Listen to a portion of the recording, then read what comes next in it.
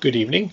My name is Brian Rushi, and this is an LED 512 final presentation for Colorado Christian University. This presentation is entitled Reaching Families and Children, a Change Management Strategy for Our Local Church. The problem that I've identified in this research is that less than 20% of Americans regularly attend church. That's not unusual for the community that I live in as well. There are demonstrated benefits to children and families who choose to attend church, and that includes better relationships with their extended family, and that's aside from the spiritual growth that they would receive. Jesus himself, of course, instructed the disciples to let the little children come to me, and that is, I believe, a mission of our church as well. So looking at motivation for not only the church, but the individuals in a church, goal setting is identified as the most consistently supported motivation theory. And so as an organization, setting a goal to encourage more families and children within the church is consistent with that. For the families themselves, there can be physical as well as social relationships that are created by joining a church, as well as personal development and contributions. And these are the motivations that one would want to appeal to in seeking new families. So this will likely entail some cultural change on the part of our church. The modern American church has a bit of a consumerist bent to it.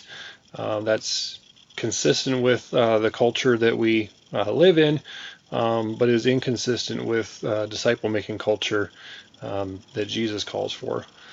And so looking at Lewin's four-stage model of organizational change, diagnosing the issue, unfreezing the existing situation, making some movement toward a new goal, and then refreezing those behaviors within the organization.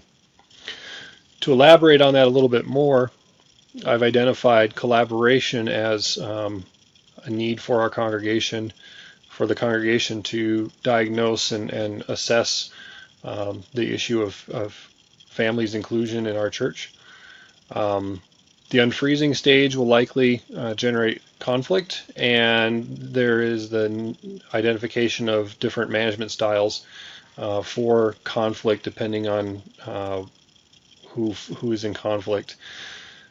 The movement phase is making connections, particularly along with our ministry leaders, making connections in the community, making connections with the children, which will ultimately lead to the fourth phase, the refreezing phase, ideally a type of self-fulfilling prophecy where more families and more children come to make church home, and that positive culture is broadcast then throughout the community and can continue.